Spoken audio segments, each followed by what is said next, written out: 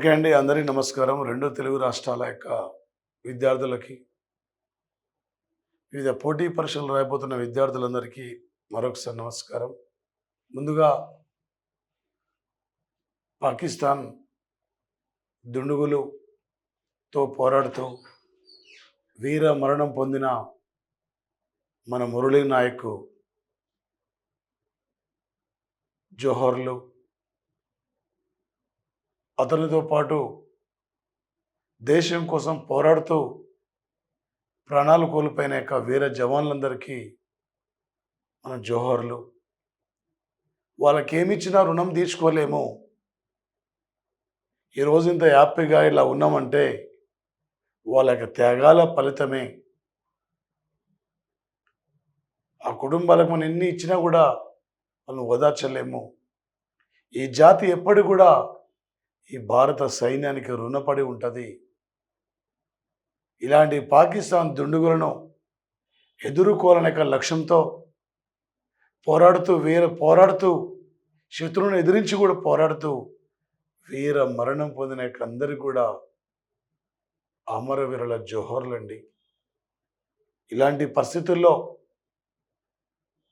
దేశం యావత్ యొక్క యూత్ కూడా ప్రతి ఒక్కరు కూడా ఇలా దేశంకు సపోర్టుగా మద్దతుగా నిలబడుతున్నారు. ప్రపంచ దేశాలు కూడా ఇలా ఇజ్రాయెల్ కానీ, రష్యా కానీ చాలా దేశాలు కూడా ఇలా అండగా నిలబడ్డాయి. 2003లో పాకిస్తాన్లో భయంకరమైన యొక్క తుఫాను ప్రమాదం అంటే భూకంప ప్రమాదం వచ్చినప్పుడు కోట్ల రూపాయల ఎకనామికల్ సాయం చేశాం. ఆపరేషన్ దోస్తీ పేరుతో మనం అండగా నిలబడ్డాం. అయినా కూడా ఇలా పాకిస్తాన్ టర్కీ ఒక్కరి బుద్ధితో మన వ్యతిరేకంగా పాకిస్తాన్కి డ్రోన్లను పంపిస్తూ పాకిస్తాన్కి యుద్ధ సామాగ్రిని అందిస్తున్న యొక్క దేశమైన టర్కీ అండి. ఇలాంటి దేశాలకు బుద్ధి చెప్పే యొక్క రోజు వచ్చింది కాబట్టి ప్రతి ఒక్కరం కూడా దేశ ఐక్యతను ఇక్కడ చాటి చెప్పే విధంగా మనం ముందుకెళ్ళాలి. మన అమరవీరుల కుటుంబాలకు అక్కడ ప్రగాఢమైన యొక్క సంతాపాన్ని కూడా మనం తెలియజేస్తున్నాం. ఈరోజే కేంద్ర ప్రభుత్వం ఇక్కడ ఒక నోటిఫికేషన్ జారీ చేసింది సైన్యం. ఈ నోటిఫికేషన్లో ఏంటంటే భారత సైన్యంలో చేరే పౌరులకి, సామాన్య పౌరులు కూడా ఒక భారత సైన్యం టెరిటోరియల్ ఆర్మీలో ఆఫీసర్ల పోస్టులకి భర్తీకి నోటిఫికేషన్ ఇవ్వడం జరిగింది. ఇలాంటి పరిస్థితుల్లో సాధారణ పౌరులు కూడా సైన్యంలో చేరడానికి అవకాశాన్ని కల్పించింది. దేశవ్యాప్తంగా ఆఫీసర్ పోస్టుల నియామకానికి టెరిటోరియల్ ఆర్మీ ఆన్లైన్ దరఖాస్తులు కూడా పిలుస్తుంది. పాల్గొనండి.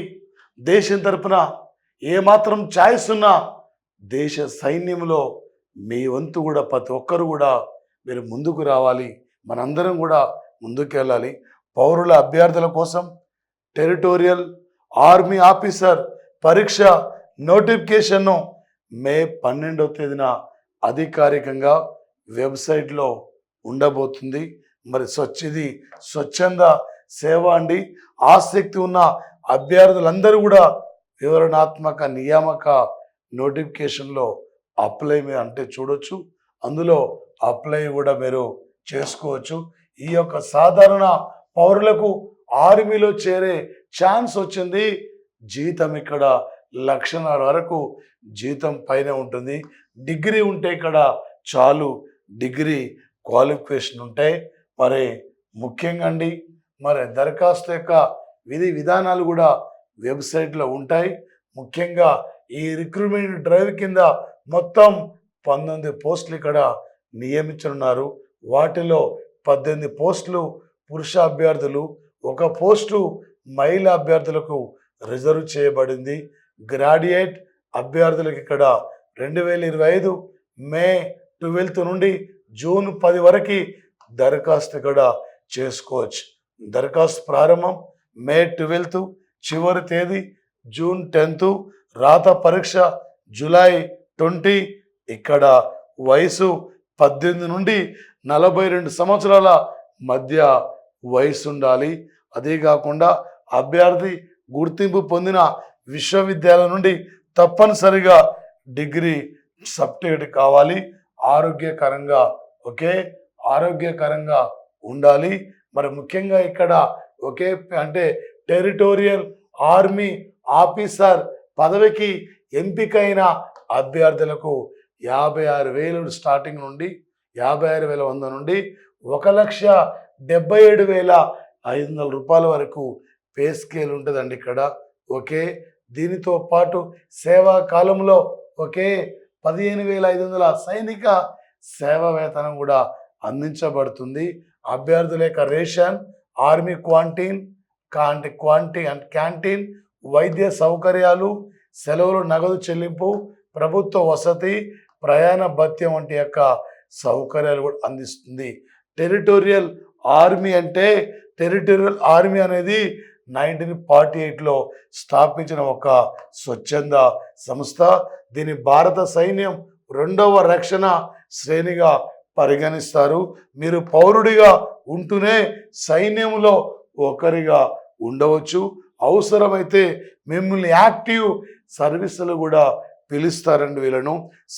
ఇది సాధారణ ఉద్యోగం కాదు, కానీ మీ ప్రస్తుత ఉద్యోగం లేదా వ్యాపారంతో పాటు దేశానికి సేవ చేయడం అవకాశం.